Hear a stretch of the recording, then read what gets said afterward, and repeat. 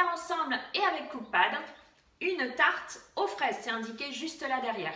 Alors, je mettrai en description le site de CookPad, je vous l'avais déjà expliqué lors de précédentes vidéos, c'est un site communautaire dans lequel on retrouve des recettes sucrées et salées, et c'est vrai que j'ai pris l'habitude, de temps en temps, de partager une de mes recettes sur ce site. Donc je vous mettrai, comme je vous l'ai indiqué, le lien, et n'hésitez pas à y jeter un coup d'œil, vous allez trouver plein de recettes super sympas. Donc on va faire ensemble, comme je l'ai dit, une tarte aux fraises. C'est une recette qui est simple à réaliser. On va faire un fond de tarte pâte sablée, c'était ma précédente recette, et on va y ajouter de la chantilly à la vanille, puis des fraises évidemment. On va garnir de plein de fraises. Vous allez voir, c'est une recette facile à faire, qui a un rendu magnifique. Et je vous laisse pas languir plus longtemps, on y va. Je commence par étaler ma pâte sablée. Je vous mets dans le petit i qui apparaît la recette de la pâte sablée. Et je l'étale sur mon plan de travail. Je la tourne à chaque fois, je fais un quart de tour. Je l'étale jusqu'à obtenir la taille de mon moule à tarte ou de mon cercle. Si ça colle, je n'hésite pas à ajouter un petit peu de farine. Je vais venir enrouler ma pâte autour de mon rouleau à pâtisserie. Ensuite, je viens prendre mon moule ou mon cercle que je vais beurrer. Je vais le mettre sur soit un tapis, soit sur une plaque recouverte de papier sulfurisé. Je dispose ma pâte très délicatement sur mon cercle et je viens appuyer sur les bords en soulevant la pâte qui ressort à l'extérieur. Je fais bien tout le tour, j'appuie bien, je soulève la pâte qui retombe et j'appuie à l'intérieur pour que ça adhère bien au moule ou au cercle. Je reprends mon rouleau à pâtisserie, je l'étale sur le moule et ainsi la pâte elle va se découper tout naturellement. J'enlève le surplus. Je rappuie une dernière fois sur les bords de mon fond de tarte pour que ça adhère bien au moule, et si le moule a bien été beurré et si on appuie bien sur les bords, la pâte ne devrait pas se rétracter et la tarte devrait rester très jolie.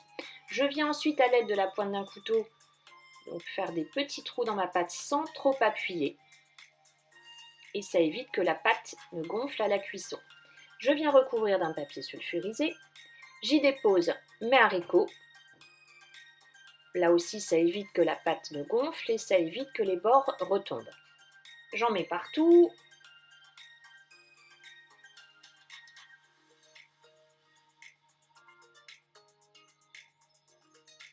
Et je vais pouvoir enfourner dans un four qui a été préchauffé à 180 degrés pendant 30 minutes.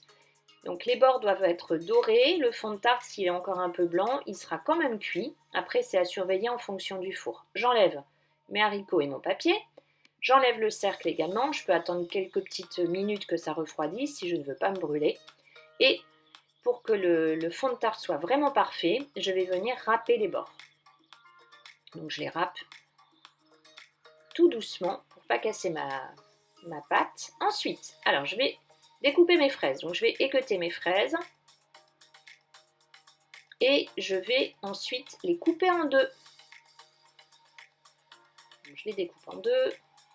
Je garde quelques petites fraises entières si je veux faire de la jolie décoration sur ma tarte.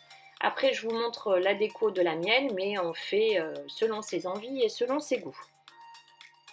Quand tout est découpé, on va s'occuper de la chantilly en disposant du sucre glace dans un cul de poule ou dans le bol du robot, du sucre vanillé, de la crème liquide qui doit être à 30% de matière grasse, et cette crème elle doit être très froide, et l'idéal c'est que la cuve soit également très froide, donc à la placer au frais avant de monter en chantilly, et le fouet également, il faut qu'il soit très froid.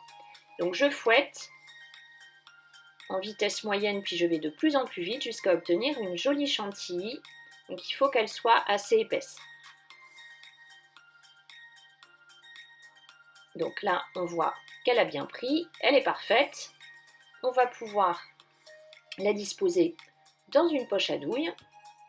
Avec une douille, j'ai pris une douille ronde Wilton classique, je vous mettrai la référence également en description. Ainsi que tous les ingrédients d'ailleurs, je vous mettrai tous les ingrédients comme d'habitude en description. Alors je viens ensuite dresser ma chantilly sur mon fond de tarte. J'ai pas forcément besoin d'une poche à douille, si j'en ai pas, c'est pas grave, hein. Je peux directement la déposer ainsi. Je vais ensuite lisser le mieux possible et je vais y placer mes fraises.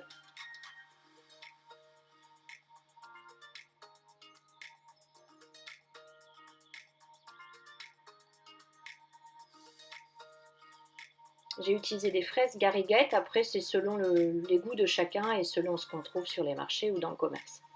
Donc je place partout, après j'ai ajouté de la petite déco, ça c'est pareil, hein, c'est en fonction des goûts. J'ai mis des petites feuilles et des fleurs, alors c'est vraiment de la déco, ça n'est pas du tout à manger, mais ça faisait super joli sur la tarte.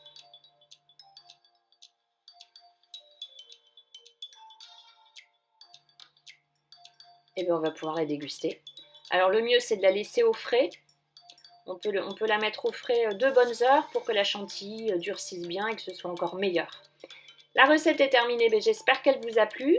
Si c'est le cas, comme d'habitude, je compte sur vous pour les likes, pour les commentaires.